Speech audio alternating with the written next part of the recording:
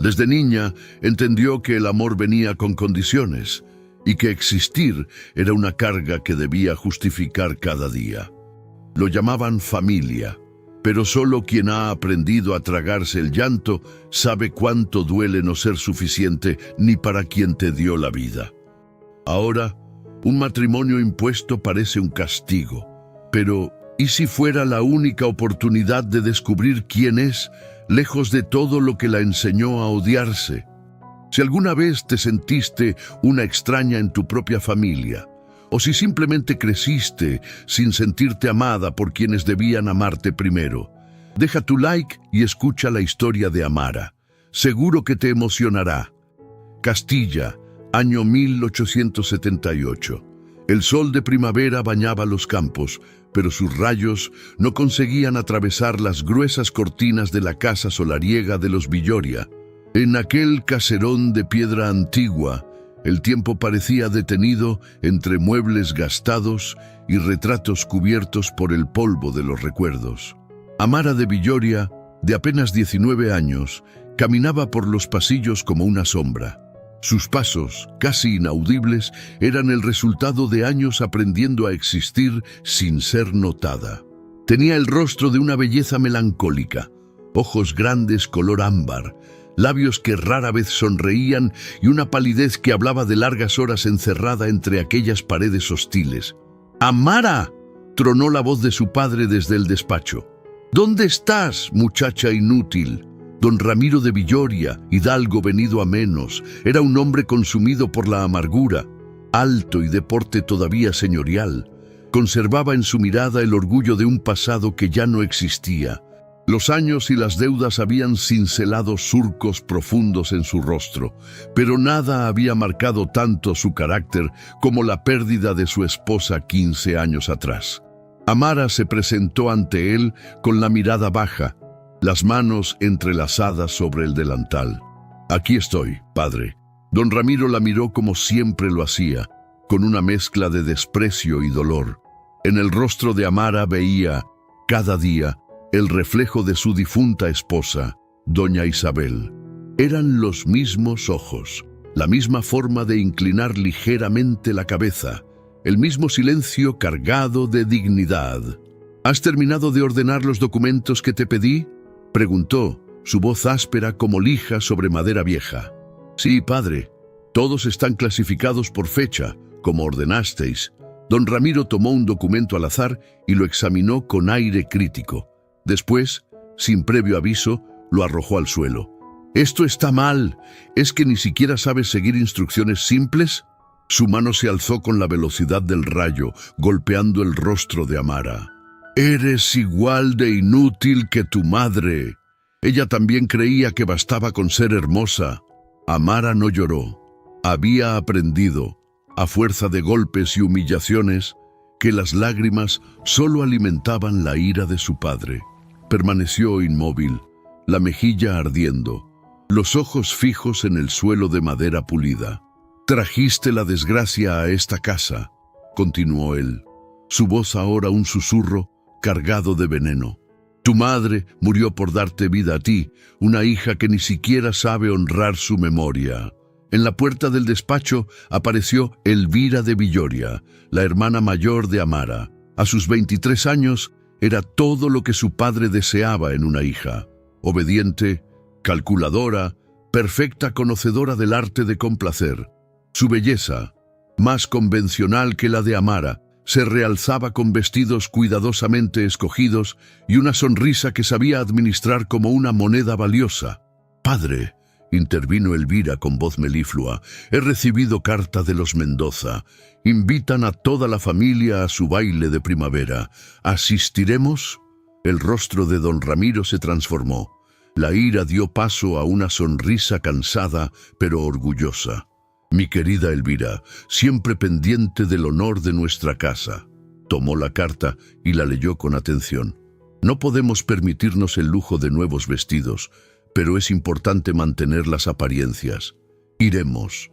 Elvira lanzó una mirada de triunfo a su hermana pequeña antes de retirarse con un gracioso movimiento de faldas. Amara permaneció inmóvil. consciente de que no estaba incluida en aquel iremos. Cuando quedaron solos, don Ramiro volvió a su escritorio. El breve momento de calma se había esfumado y su rostro recuperó la dureza habitual. Recoge estos papeles y vuelve a ordenarlos. Y después, repasa las cuentas del mes. Quiero saber exactamente cuánto debemos a cada acreedor. Amara obedeció en silencio. Las cuentas, sabía, eran desastrosas. Su padre había dilapidado la fortuna familiar en juegos de azar y negocios fallidos. Lo único que quedaba del antiguo esplendor de los Villoria era el orgullo vacío y aquella casa que se desmoronaba lentamente. Esa noche, en la pequeña habitación que compartía con su doncella, Amara observaba la luna a través de la ventana. En momentos como este, cuando el silencio de la noche la envolvía, permitía que sus pensamientos vagaran libres. Pensaba en su madre, a quien apenas recordaba como un perfume lejano y una caricia suave. Pensaba en las historias que la vieja cocinera le contaba sobre ella, una mujer culta y bondadosa, amante de los libros y las flores, que había muerto dando a luz a su segunda hija. «La señorita debería descansar», murmuró Teresa, su doncella, una mujer mayor que la había criado desde niña. «Mañana será otro día largo». Amara asintió, pero no se movió. Sus dedos rozaron inconscientemente la mejilla magullada. «¿Por qué me odia tanto, Teresa?», preguntó en voz baja, una pregunta que había repetido cientos de veces a lo largo de los años. La anciana suspiró, acercándose para cepillar con ternura el cabello castaño de su joven señora. «No es odio, mi niña, es dolor. El señor amaba tanto a su madre que cuando la perdió algo se rompió dentro de él. Y usted es su vivo retrato». Amara cerró los ojos. Era una explicación que había escuchado antes, pero que no aliviaba el peso de su existencia marcada por la culpa ajena. «Mañana llegará un mensajero del ducado de Balsiar», comentó Teresa, cambiando de tema. «He oído a los criados hablar sobre ello. Parece que es importante». «¿Balsiar?». Amara frunció el ceño. «¿El ducado del norte?». «Sí, donde vive el duque ciego. Don Leandro, creo que se llama. Un hombre joven pero marcado por la tragedia». Esa noche, mientras el silencio pesaba sobre la casa de los Villoria, los pensamientos vagaban en distintas habitaciones como ecos sin dueño. Amara soñó con un castillo entre montañas y un hombre sin rostro que le tendía la mano. No podía saber que, muy pronto, su destino cambiaría para siempre, y que el silencio que había sido su prisión se convertiría en el camino hacia una luz inesperada. En la habitación contigua, Elvira planeaba su futuro con la determinación de quien ha aprendido a sobrevivir en un mundo donde la belleza y la obediencia son las únicas armas permitidas a una mujer. Y en su despacho, don Ramiro contemplaba un retrato cubierto por un paño oscuro, bebiendo para olvidar el rostro de la mujer que había amado y perdido, y cuya ausencia había convertido su corazón en piedra. Mientras todos dormían, una presencia invisible cruzaba el umbral. Un sobre sellado con el emblema del ducado de Balsiar se deslizaba bajo la puerta principal de los Villoria. En su interior, un contrato matrimonial y una orden que cambiaría su destino para siempre. Lo que nadie sabía era que el verdadero motivo del duque para elegirla ocultaba un secreto que podría destruir a ambas familias. La mañana trajo consigo el sonido de cascos y el timbre de una corneta anunciando visitantes importantes. Amara observó el carruaje negro con el escudo del ducado de Balsiar, un ciervo plateado sobre campo de azur, símbolo de nobleza y riquezas que contrastaban con la decadencia de los Villoria. «Amara, ven inmediatamente». La voz de su padre resonó por la casa. En el salón principal, un hombre vestido con la librea de los Balsiar entregaba un documento a don Ramiro, cuyas manos temblaban al recibirlo. «Mi señor duque envía sus saludos a la casa de Villoria», anunció el mensajero con una reverencia, «y requiere respuesta inmediata a su propuesta». Don Ramiro ordenó a su hija retirarse. Durante horas, Amara permaneció en su cuarto mientras las voces apagadas llegaban desde abajo. Algo importante estaba sucediendo, algo que cambiaría su vida. Al anochecer, su padre entró seguido por Elvira, cuyo rostro mostraba una expresión indescifrable. «Es hora de que conozcas tu destino», anunció don Ramiro con frialdad. «El duque de Valciar ha solicitado una esposa de nuestra casa, una esposa que salde la deuda que mantengo con su familia desde hace años». Amara sintió que el suelo se movía bajo sus pies. «¿El duque ciego?», preguntó en un susurro, recordando las historias sobre don Leandro de Valciar, un hombre marcado por la tragedia. «Sí, el duque ciego», respondió su padre. «Un hombre al que no podrás desagradar con tu rostro, solo con tu incompetencia. Serás duquesa, un título muy por encima de tus méritos». Elvira dejó escapar un suspiro de frustración. Era evidente que había esperado ser la elegida para tan ventajoso matrimonio. «Padre, ¿estáis seguro de que Amara es la candidata adecuada? El ducado merece una dama que sepa gestionar sus responsabilidades. El duque ha pedido específicamente a la hija menor de los Villoria. Parece que su difunto hermano dejó instrucciones precisas. Además, no puedo prescindir de ti, Elvira. Eres el único orgullo que me queda». Aquella noche, mientras preparaba su escaso ajuar, Amara sintió una mezcla de terror y esperanza. Teresa la ayudaba en silencio, doblando las pocas prendas dignas de una futura duquesa. «No temas, mi niña», murmuró la anciana. «El duque tiene fama de ser un hombre justo, aunque reservado. Quizás encuentres en su casa la bondad que te ha sido negada aquí. ¿Cómo puede un hombre que no me conoce querer tomarme por esposa? Los caminos del destino son misteriosos», respondió Teresa. «Pero recuerda, incluso en la oscuridad más profunda, puede nacer una luz inesperada». 3 días después, vestida con un sencillo traje que había pertenecido a su madre, Amara se dirigió a la capilla. No hubo fiesta, ni música, solo un intercambio de votos ante un sacerdote y la mirada impaciente de don Ramiro. El duque llegó escoltado por 4 guardias. Don Leandro era alto y de porte aristocrático. A sus 30 años, su rostro mostraba facciones angulosas y labios que parecían desconocer la sonrisa. Sus ojos, de un azul pálido, estaban velados por una neblina que los hacía parecer distantes. No hubo presentación.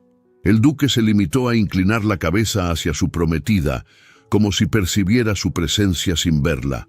«Señorita de Villoria, espero que el viaje no haya sido fatigoso».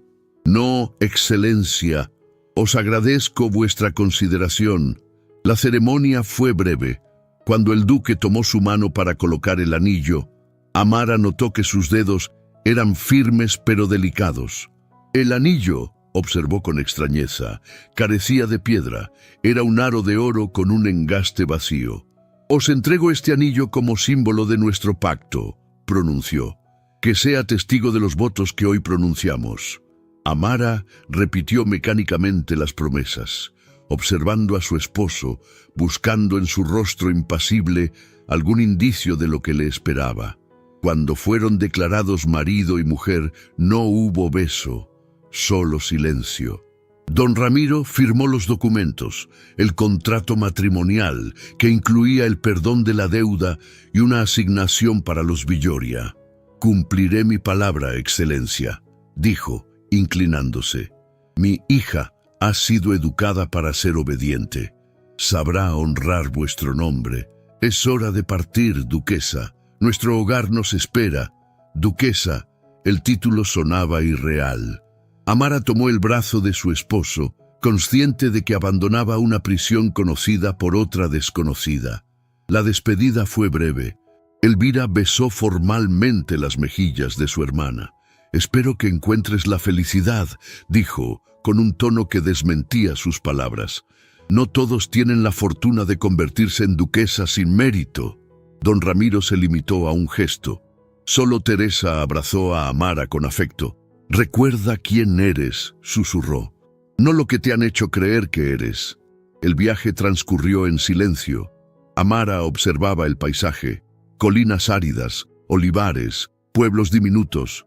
Don Leandro permanecía inmóvil, su rostro vuelto hacia los sonidos exteriores. «Estamos entrando en las tierras del ducado», anunció finalmente. «Pronto llegaremos al castillo». Amara se sorprendió. «¿Cómo podía saberlo? Conozco cada piedra de mi tierra por su sonido y su olor, duquesa. Cuando se pierde un sentido, los demás se agudizan».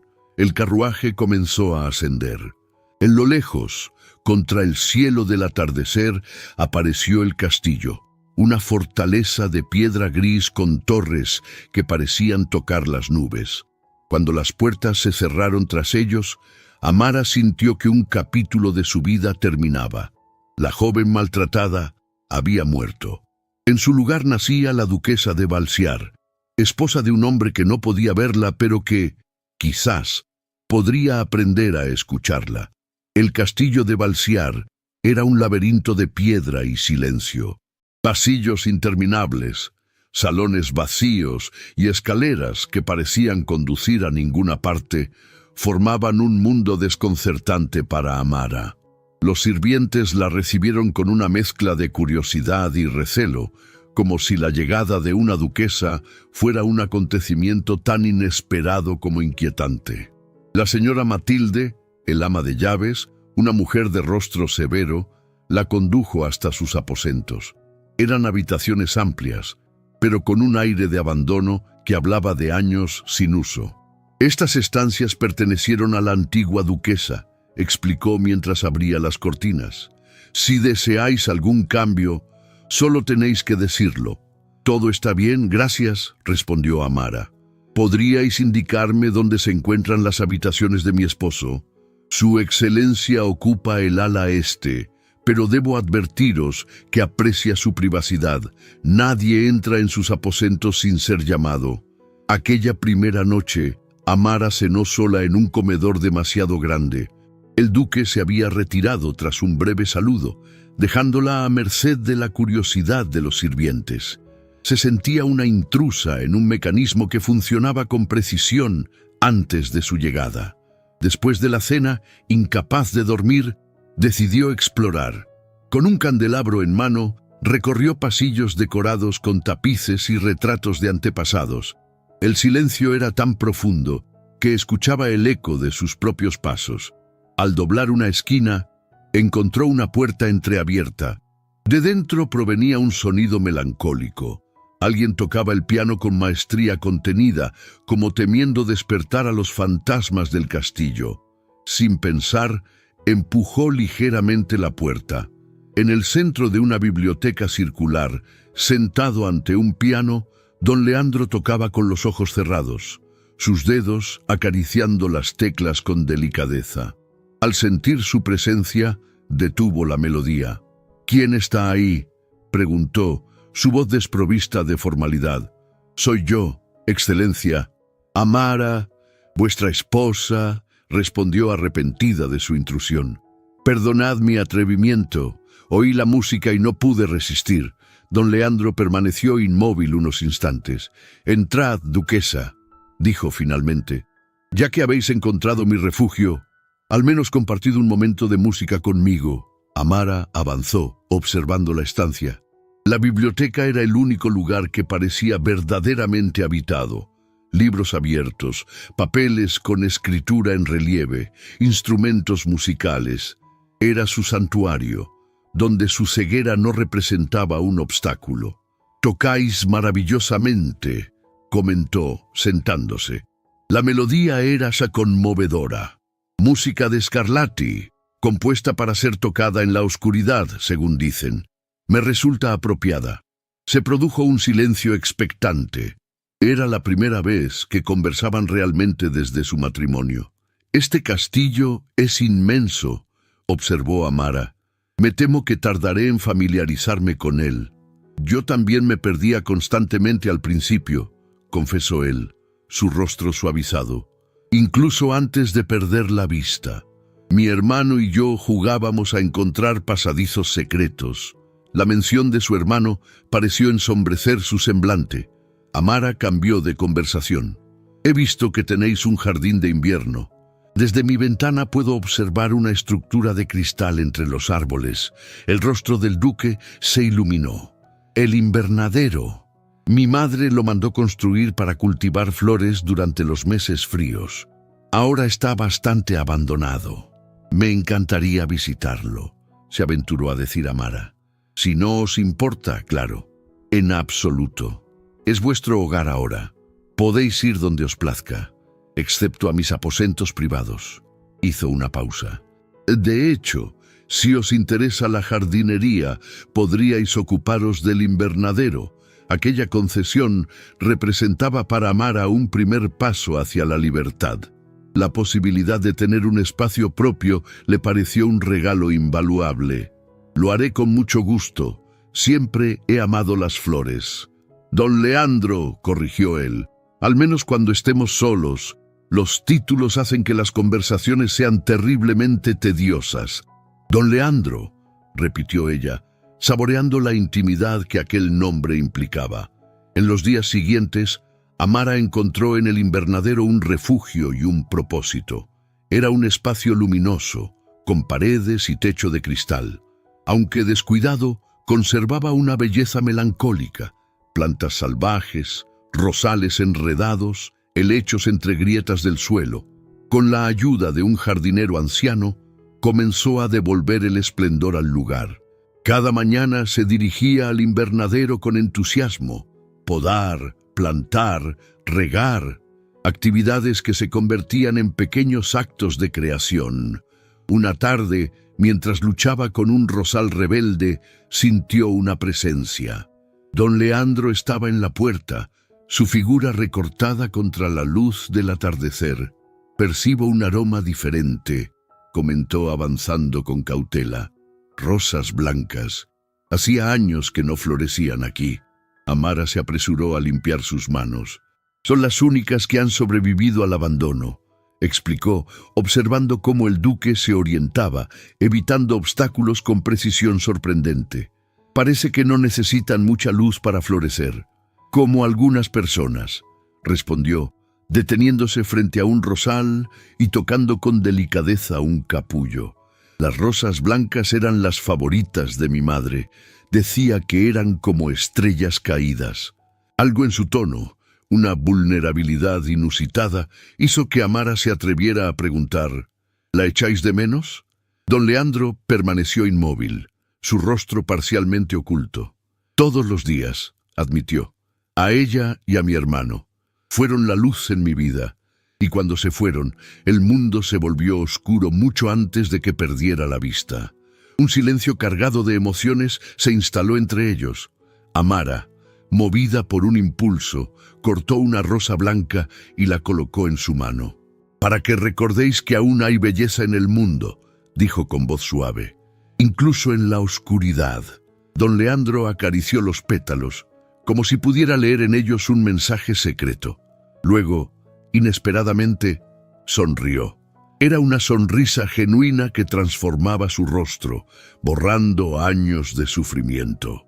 «Gracias, Amara», respondió, utilizando por primera vez su nombre, «por las flores y por recordármelo». Aquella noche, al regresar a su habitación, Amara encontró sobre su tocador un pequeño objeto que brillaba bajo la luz, una piedra de zafiro, del tamaño exacto para encajar en el engaste vacío de su anillo de bodas. No había nota, no era necesaria. Con dedos temblorosos, colocó la piedra en el anillo. El azul profundo del zafiro, similar al color de los ojos de su esposo antes de que la niebla los cubriera, brillaba como una promesa de que la luz podría nacer en aquel castillo de sombras, y el silencio convertirse en palabras de afecto. Los días en el castillo de Balsiar adquirieron un ritmo propio.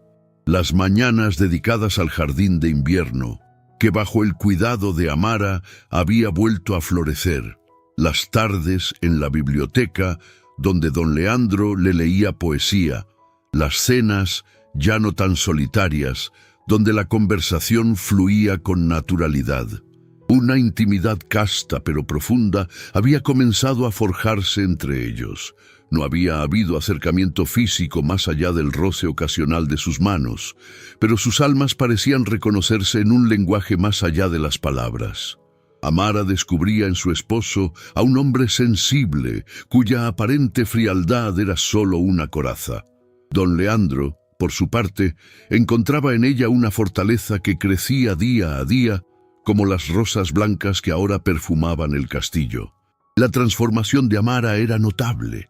La joven asustadiza comenzaba a erguir la cabeza, a sonreír sin reservas, a expresar opiniones propias. La señora Matilde, testigo silenciosa de este cambio, no pudo evitar comentarlo mientras le servía el té.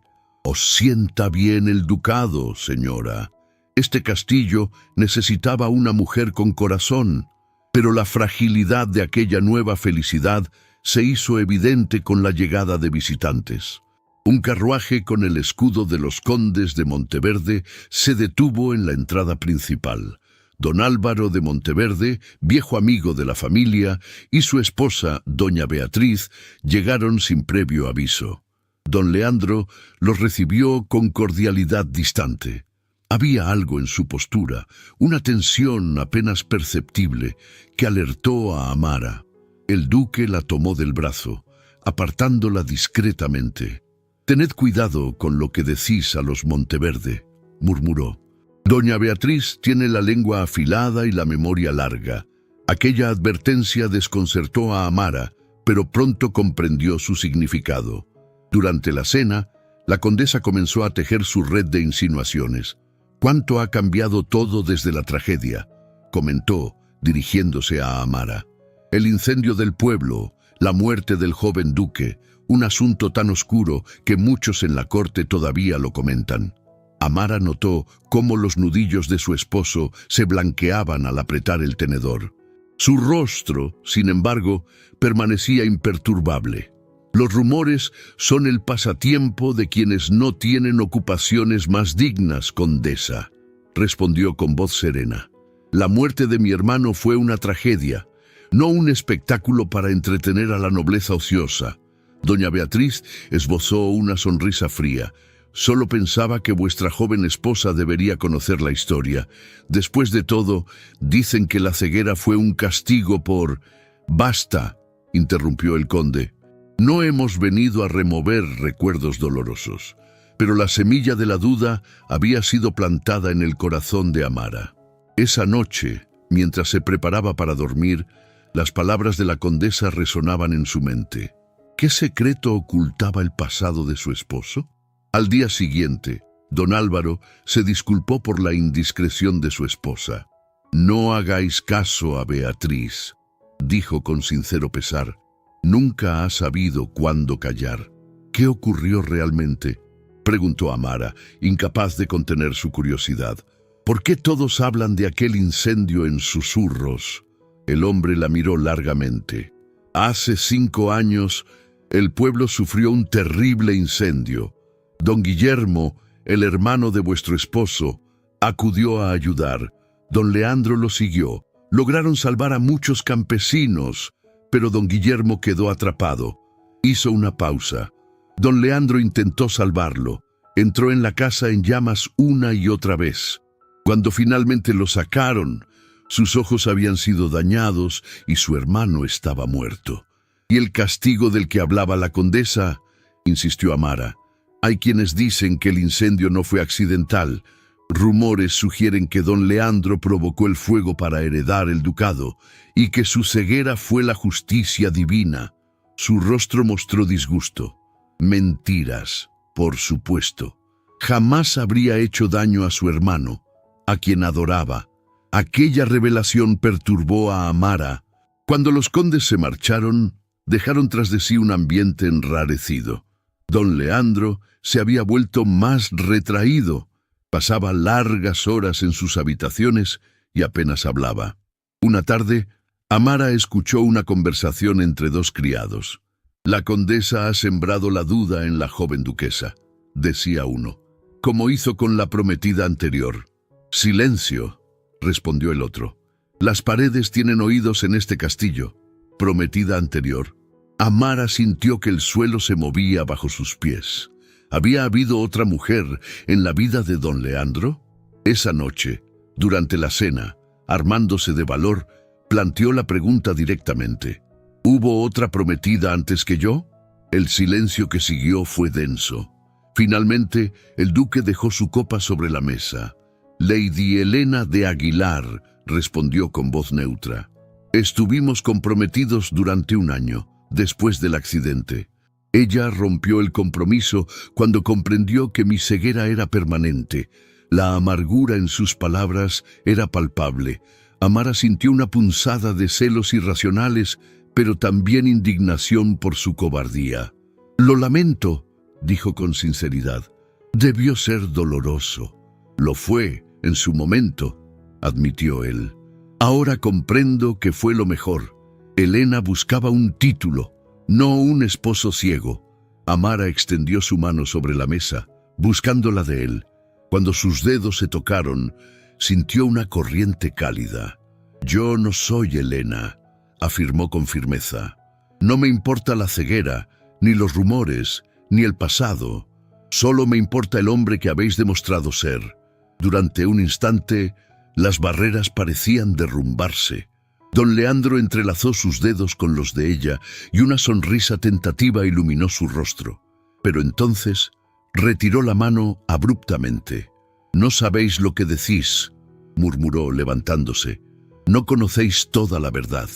Sin darle tiempo a responder, se retiró, dejándola sola con sus dudas y un corazón que, por primera vez, reconocía el amor que había estado creciendo en silencio. Al día siguiente, una noticia inesperada rompió la tensa calma. Don Ramiro de Villoria, el padre de Amara, anunciaba su visita al ducado. Según la carta, deseaba comprobar el bienestar de su hija y discutir asuntos importantes con el duque.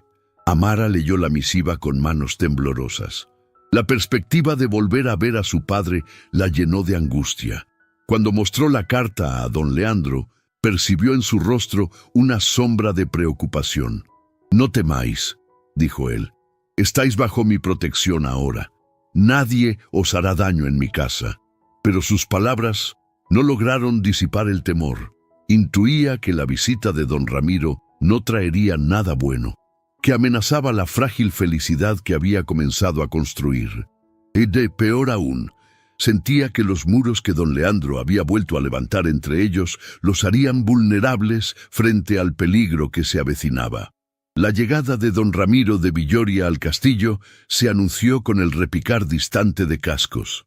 Amara, que había pasado la mañana en creciente ansiedad, buscaba consuelo entre sus rosas blancas. Cuando la señora Matilde vino a avisarle, sus manos temblaron tanto que las tijeras cayeron con estrépito. «Valor, mi señora», susurró la mujer. «Recordad que ya no sois la niña asustada que dejó la casa de los Villoria». Al entrar en el salón donde don Leandro recibía ya a su padre, sintió que todo el camino recorrido se desvanecía. Don Ramiro parecía haber envejecido años en pocos meses, pero sus ojos mantenían la misma dureza. «Mi querida hija», saludó con una sonrisa fría. «Veo que el ducado te ha sentado bien. Casi pareces una verdadera duquesa». El sutil insulto tensó la postura de don Leandro, quien mantuvo su cortesía. «Don Ramiro, espero que vuestro viaje haya sido placentero. ¿Puedo ofreceros algo?» «Un brandy no estaría mal», respondió tomando asiento con familiaridad. «Y después, me gustaría hablar con vos en privado. Asuntos que requieren cierta discreción». La comida transcurrió en tensión. Don Ramiro dominó la conversación con relatos de la corte y sorprendentes elogios hacia Elvira. «Vuestra hermana ha recibido varias propuestas de matrimonio», comentó, observando de reojo al duque. «El joven conde de Aranda está especialmente interesado». Cuando los sirvientes se retiraron, don Ramiro fue directo al asunto. «He venido a discutir la dote de mi hija y ciertas propiedades que deberían haber sido transferidas a los Villoria tras el matrimonio». Don Leandro frunció el ceño. «Me temo que no sé de qué habláis». El contrato estipulaba claramente la cancelación de vuestra deuda y una asignación mensual. No se mencionó ninguna propiedad. Ah, pero esa es precisamente la cuestión, insistió don Ramiro. El contrato original, firmado entre vuestro difunto hermano y yo, incluía la cesión de las tierras orientales del ducado. Eso es completamente falso, respondió el duque con voz controlada. Jamás existió tal acuerdo. Tal vez vuestra condición nos impide recordar correctamente, insinuó don Ramiro con malicia. Afortunadamente, conservo una copia. Extrajo un documento amarillento que depositó sobre la mesa. Amara notó algo extraño en el papel. La tinta parecía demasiado fresca en algunas partes. Este documento es una falsificación, intervino, las palabras escapando de su boca. Ambos hombres se volvieron hacia ella con sorpresa. La firma no se parece a la que he visto en los retratos del hermano del duque, explicó. Y la tinta de esa cláusula es más oscura. Don Ramiro la miró con ira. ¿Cómo te atreves a cuestionar a tu padre? Siempre fuiste una desgracia para nuestra casa. Su mano se alzó amenazante. Amara se encogió por instinto, pero el golpe nunca llegó. Don Leandro se había interpuesto, sujetando la muñeca de don Ramiro. En mi casa nadie levanta la mano contra mi esposa, ni siquiera su padre. Don Ramiro retrocedió, intimidado por la autoridad que emanaba del duque. Esta conversación ha terminado, continuó don Leandro. Os invito a retiraros hasta mañana. Al amanecer, partiréis. Con un bufido de indignación, don Ramiro abandonó el salón. Cuando sus pasos se perdieron, Amara se dejó caer en un sillón. Gracias, murmuró. Nadie me había defendido así antes. Don Leandro se arrodilló frente a ella, buscando sus manos. Soy vos quien me ha defendido primero. ¿Cómo supisteis que el documento era falso? Durante años ordené los papeles de mi padre. Conozco sus trucos. Ha falsificado documentos antes. Amara reunió valor para preguntar lo que rondaba su mente desde la visita de los Monteverde. ¿Qué ocurrió realmente la noche del incendio? Necesito saber toda la verdad. El duque suspiró profundamente. Mi hermano murió por mi culpa, confesó. No provocando el incendio, como sugieren los rumores, sino porque no fui lo suficientemente rápido para salvarlo. Guillermo entró en aquella casa ardiendo para rescatar a una niña. Yo dudé. Cuando por fin me decidí a seguirlo, era demasiado tarde. Amara apretó sus manos, animándolo a continuar. Hay algo más, algo que nadie sabe, continuó. Mi ceguera no es completa. Puedo distinguir sombras, contornos. Decidí no decírselo a nadie. Después de la muerte de Guillermo, la corte se llenó de buitres. La ceguera total se convirtió en mi escudo. Y mantener a distancia a todos, añadió Amara con suavidad, incluso a mí. Don Leandro asintió, avergonzado. El engaño se convirtió en una prisión, pero cuando llegasteis, por primera vez en años, sentí deseos de ver, realmente ver. En ese momento, la señora Matilde entró apresuradamente. Don Ramiro está haciendo las maletas. Dice que se lleva a la duquesa con él. Amara sintió miedo, pero algo dentro de ella la impulsó a actuar. Recordó el pequeño baúl que había traído. Entre sus escasas pertenencias estaban cartas de su madre, que don Ramiro creía destruidas. Con manos temblorosas, leyó las palabras escritas poco antes de morir. Mi querida Amara, el amor no se mendiga, se siembra. Y tú estás destinada a florecer, aunque sea en tierra árida. Nunca permitas que nadie apague tu luz interior. Aquellas palabras iluminaron su alma. Cuando don Ramiro irrumpió exigiendo que lo acompañara, encontró a una mujer distinta. Amara se irguió, la carta contra el pecho, y alzó la voz. No iré a ninguna parte, padre. Mi lugar está aquí, junto a mi esposo. El pasado que compartimos termina hoy. Don Ramiro, desconcertado por aquella rebeldía, miró alternativamente a su hija y al duque. Esto es inaudito. No puedes desafiarme así. Os debo respeto como padre. respondió Amara, pero no a costa de mi dignidad. Durante años creí que no merecía ser amada, que mi destino era servir y callar, pero he descubierto que la verdadera luz no nace de los ojos, sino del alma. Don Leandro, que había escuchado en silencio, se quitó las gafas oscuras, revelando unos ojos que, aunque velados, se dirigieron hacia don Ramiro. «Puedo ver lo suficiente para distinguir la maldad de la bondad», dijo con voz clara. «Y en vuestra hija he encontrado la luz que creí perdida para siempre». Don Ramiro, comprendiendo que había perdido toda autoridad sobre su hija, retrocedió hacia la puerta con una última amenaza vacía. Cuando la puerta se cerró tras él, Amara sintió que un peso inmenso se levantaba de sus hombros. «¿Es cierto?», preguntó don Leandro en un susurro. «¿Me amáis?». Ella tomó su rostro entre sus manos. «Con todo mi corazón», respondió, su voz firme y clara como nunca antes. El invierno cubrió con su manto blanco el ducado de Valsiar. Desde las ventanas del castillo, Amara contemplaba el paisaje transformado, tan distinto a como lo había visto meses atrás. Las colinas resplandecían bajo la nieve, como si la naturaleza hubiera decidido borrar las cicatrices de la tierra con su pureza. Su vida había seguido el mismo camino. El dolor y la humillación que marcaron su infancia se disolvían, sustituidos por una serenidad que jamás creyó posible. Cada mañana despertaba junto a don Leandro, cuyos ojos, aunque limitados, la miraban ahora sin reservas, con un amor que no necesitaba palabras. La partida de don Ramiro había marcado el inicio de una nueva era en el castillo. Las risas comenzaron a escucharse en pasillos que antes solo conocían el eco de los suspiros. Los sirvientes, que al principio habían recibido a la joven duquesa con recelo, ahora la miraban con respeto y afecto. «Las rosas del invernadero han resistido el frío admirablemente, excelencia», comentó la señora Matilde una mañana. «Como vos misma, si me permitís la observación». Amara sonrió, agradeciendo aquella analogía. Las rosas blancas, su primer vínculo con don Leandro, simbolizaban su transformación. Flores capaces de florecer incluso en las condiciones más adversas. Aquel día, como cada mañana desde hacía semanas, Amara descendió al pueblo acompañada por guardias.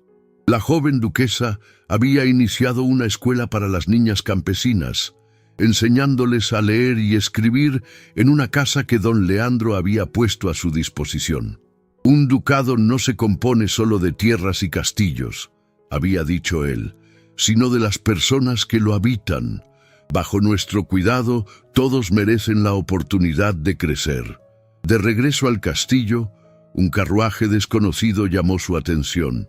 «Es la condesa viuda de Aguilar», explicó un guardia. «La madre de Lady Helena». Don Leandro conversaba con una mujer de edad avanzada pero porte aristocrático. «Mi querida duquesa», saludó el duque al percibir su presencia. «Permitidme presentaros a la condesa viuda de Aguilar. Helena desea regresar a España y me envía para asegurar que no existe incomodidad entre nuestras familias», explicó la anciana. «Podéis decirle que no guardo rencor alguno», respondió don Leandro. «De hecho, debo agradecerle su decisión. Si ella no hubiera roto nuestro compromiso, jamás habría conocido la felicidad que he encontrado con mi esposa». «Me alegra oírlo», dijo la condesa. «Transmito también otra noticia. Don Ramiro de Villoria ha abandonado el país. Según se rumorea, sus deudas lo obligaron a buscar fortuna en las colonias». «¿Y mi hermana?», preguntó Amara.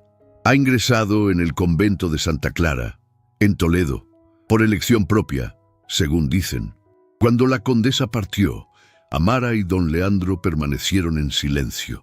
«¿Lamentáis la suerte de vuestro padre?», preguntó finalmente el duque. «Lamento el padre que nunca tuve», respondió ella. «El hombre que podría haber sido, pero que el dolor destruyó. En cuanto a Elvira, espero que encuentre la paz que siempre buscó». «Hay algo que quiero mostraros», dijo él. algo que he mantenido oculto demasiado tiempo. La condujo hasta un ala cerrada del castillo. Al abrir una puerta, apareció una galería de retratos. Un cuadro en particular captó la atención de Amara, dos jóvenes extraordinariamente parecidos. «Mi hermano y yo», explicó don Leandro, «pintado antes del incendio. El último recuerdo de cómo éramos. Erais muy diferentes, a pesar de vuestro parecido», comentó ella. «Como el día y la noche», confirmó él. «Guillermo era impetuoso, valiente hasta la temeridad. Yo siempre fui el cauto. Quizás por eso no pude salvarlo». Amara tomó su mano, ofreciendo consuelo silencioso. «Su sacrificio no fue en vano», dijo suavemente. «La niña que rescató vive, gracias a él, y vos habéis honrado su memoria». Don Leandro la guió hacia otro rincón, donde colgaba un pagaré firmado por don Ramiro. «La deuda era real», explicó, «pero no fue contraída en un juego. Guillermo le prestó esa suma para salvar las tierras de los Villoria. Antes de morir, me hizo prometer que protegería a su familia, especialmente a la hija menor, de quien había oído hablar por su bondad». «¿Me conocía?», preguntó Amara, sorprendida. «Conocía vuestra reputación. Cuando propuse el matrimonio, fue por cumplir la última voluntad de mi hermano, pero jamás imaginé que encontraríais algo más que un deber», completó ella. «Exactamente», confirmó él. «Vine buscando honor y encontré amor. Vine buscando redención y encontré esperanza. Aquella noche caminaron juntos hacia el invernadero. Las rosas blancas florecían como pequeños milagros en medio del invierno. Cuando llegué aquí, me sentía como estas rosas, frágil, temiendo quebrarme», comentó Amara. «Ahora comprendo que la verdadera fuerza está en florecer a pesar de la tempestad. Y yo he aprendido que la verdadera visión no depende de los ojos», respondió él. «Durante años creí vivir en la oscuridad, cuando era yo quien se negaba a ver la luz. En silencio, ambos comprendieron que habían encontrado mucho más de lo que jamás soñaron. Un amor nacido del dolor, una luz que brillaba con más fuerza porque conocía el valor de la oscuridad. El ducado de Valsiar se había transformado en un hogar donde dos almas heridas habían aprendido a sanar juntas, donde el pasado servía solo como contraste para valorar el presente que construían día a día. Gracias por compartir conmigo este momento. Si aún no estás suscrito a Cuentos de Amor de Época, suscríbete ahora y activa la campanita para no perderte ninguna historia como esta. Cuéntame en los comentarios si te has identificado con algún personaje de esta historia. Quiero saber tu experiencia y cómo te ha hecho sentir. Y para marcar tu presencia, escribe en los comentarios la palabra amor. Nos encanta saber quiénes nos acompañan hasta el último segundo. Y no te vayas todavía. En el comentario fijado te dejé el enlace de una playlist con muchas historias encantadoras, perfectas para acompañarte mientras realizas tus tareas o simplemente te relajas un momento. Muchas gracias por estar aquí y un fuerte abrazo.